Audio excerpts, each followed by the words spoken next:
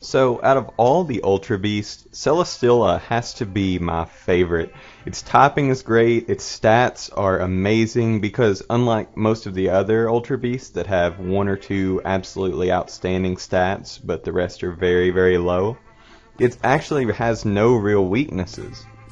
Which means that this Pokemon can be run defensively, it can be run with either offense in mind, and even though its speed is fairly low, it has the means to raise its speed and be able to sweep through full teams. Now, if we look at its ability, we're going to be seeing this ability a lot because every Ultra Beast does carry it. What Beast Boost does is every time you knock out your opponent with an attack, you get a stat boost of +1 in whatever your highest stat is, and this doesn't take into effect any pre-existing modifiers. So, say you were to set up an Autonomize, and then you knock out an opponent, and your highest stat is your special attack, you will still get a +1 special attack boost. And this will come into play in some of the sets that we talk about in just a moment. So, if we look at the topping, the Steel Flying topping has been proven very, very effective by a very common Pokemon in Skarmory. Skarmory has always been super bulky, it's always OU, or if not in OU, then not far below. And it's very hard to beat because it only has two weaknesses and it has a ton of resistances. So, the only two weaknesses this Pokemon even has is Fire and Electric. And it has many resistances, some notable ones being Fairy, Dragon, Psychic.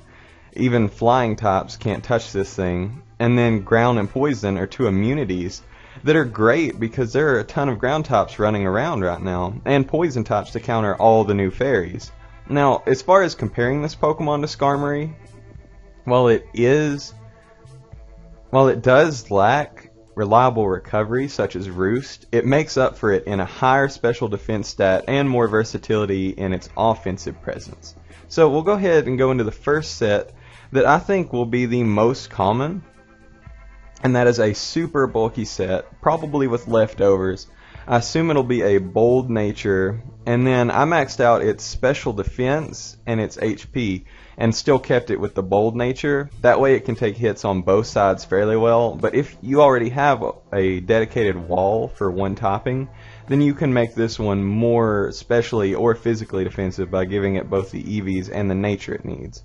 Now, as far as moves, even though this thing is Steel Flying type, it gets tons of grass and fire type moves, which is strange, but it's very, very good for this Pokemon.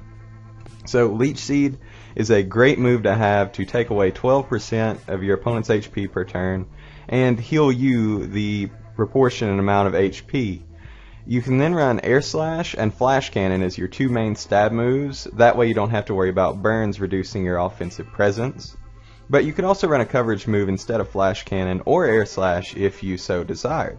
For the last move, Toxic is good for wearing down your opponents, and Rest would be good for healing yourself, although the 2 turns of Sleep would make you a little unreliable, so you could then run either Sleep Talk, or you could run a Chesto Berry on him, similar to how Rotom Wash was run in Generation 6. Now, as far as other coverage moves on this Pokemon go, it can get Energy Ball or Giga Drain to help with its Grass-type offense. It can get Fire Blast or Flamethrower, which is absolutely insane because then it can counter both itself and other Pokemon that would normally wall both Steel and Flying type coverage, such as other Steel types. And then it's always nice to have the option to run Hidden Power on special attackers because your opponent's not expecting an Ice type move to come from this Pokemon or a special Ground type move. So really, that's always an option too. Now, if you were to pick up a kill on your opponent, depending on which defense you had more investment into, you would constantly be building your bulk even higher, which means that this Pokemon's potential to just stay in and drain all of your opponent's non-grass types is just amazing. When you look at the Ultra Beast, you think most of them would get banned because of their super high offense and their inability to have switch-ins. But really, Celesteela, the only reason it would ever get banned is because of how bulky it is and how well it walls most of the other Ultra Beasts, such as Pheromosa. But if we go into the next set I decided to make for it, I thought a specially offensive set is actually very viable on this Pokemon. You give it a Life Orb, a modest nature, and max out both its special attack and speed, and it's actually very, very strong. And although it only has the 61 base speed, you can run Autonomize, double your speed, and then as long as you pick up a kill on the next turn, you get +1 special attack because you have that Beast Boost, which is pretty much a special Moxie in this case, which is absolutely insane. So from here, you really just need coverage. I thought Air Slash, Fire Blast, and Flash Cannon would probably be your best bets because you have both of your stab typing moves and you have fire to cover steel types. You could also run Energy Ball if you thought it'd be necessary, but really it's just what your team still needs. So if you're lacking grass type moves, Energy Ball might be a solid option. But I think I prefer the physical set as far as offensive goes. So you would keep the Life Orb. Your nature really depends on which move you decide to use to bring your speed up. So an Adamant nature would be good if you were running Autonomize because you really don't need the extra speed if you're doubling yours anyway. But if you decided to run Flame Charge, you may need the Jolly nature just to help your speed out because you'll only be going up +1 instead of +2. From here you'd max out your speed and your physical attack and then just throw those extra EVs in defense. Like I mentioned earlier, you would run one of two speed boosting moves. I think I would prefer Flame Charge just because if you were to pick up a KO with it, you would get a +1 attack and +1 speed boost, so pretty much a free Dragon Dance in one turn, which is pretty wild. From there, you'd run Iron Head because as long as you're fast, you have a chance to flinch, and it's a really good stab move to have, along with covering fairy types. You would also want to run Earthquake, and for the last move, either Stone Edge or Rock Slide. And this coverage, if you count Flame Charge, actually hits 2/3 of all Pokemon super effectively. So the only ones you're really missing out on are water types, normal types, and a few different dual typings that you may not be able to hit super effectively. But for the most part, this is very, very good coverage.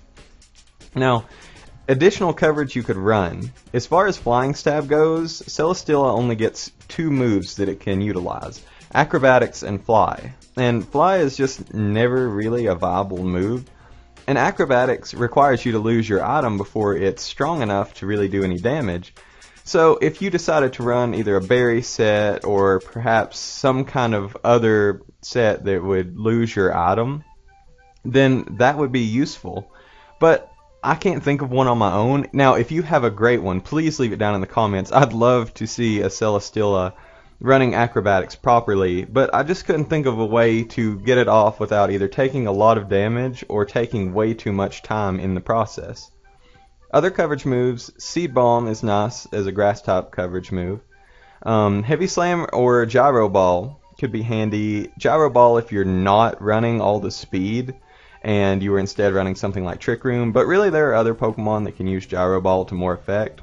And Heavy Slam is dependent on your opponent's weight, but from what I could tell for the most part, Celesteela is going to be doing more damage with Heavy Slam than with Iron Head. You just lose the flinch chance. But it really depends on whether you'd want just straight damage while risking your opponent having a super heavy Pokemon that you couldn't do much damage to with your main stab. So it's really up to you on what you prefer to run there. Brutal Swing is a dark type option if you really needed the coverage. It's only 60 base power and it doesn't have any additional effects, but you never know when it may be handy, and in doubles it hits both the opponents, so that could also be a good effect. And then finally Explosion, because if you never know what to run for your last move, why not Explosion? It's super powerful, and as long as your opponent doesn't have a ghost type, you're probably going to be dealing tons of damage. Although really I'd say non-suicidal coverage would probably be your best bet. Now the last set I have for this Pokemon is more trolly than actually viable. I just thought it would be kind of funny to see this work. So you'd run Leftovers with a Calm Nature, max out your special defense completely. Give yourself a little more in special attack. Then you would run Leech Seed, Ingrain, Iron Defense, and some type of coverage so you could knock your opponents out. Leech Seed to get your health back. Like I said, 12% of your opponent's health goes to you every turn. Ingrain acts as an extra Leftovers, so that would mean you were gaining 12% of your health a turn instead of the normal 6%. Iron Defense to double your defense every turn, and then your coverage move, because every time you knock out an opponent with one of those moves, you gain more special defense, which makes you very hard to beat. And as long as your opponent isn't running Salazzle, you will never be able to be toxic, so the worst they can do to you is burn you. Now, the last two moves that really didn't fit on any of the sets I made were Wide Guard and Smackdown. And these are definitely more utilizable in doubles. Wide Guard protects your team from things like Rock Slide and hit moves that would hit both Pokemon on your team.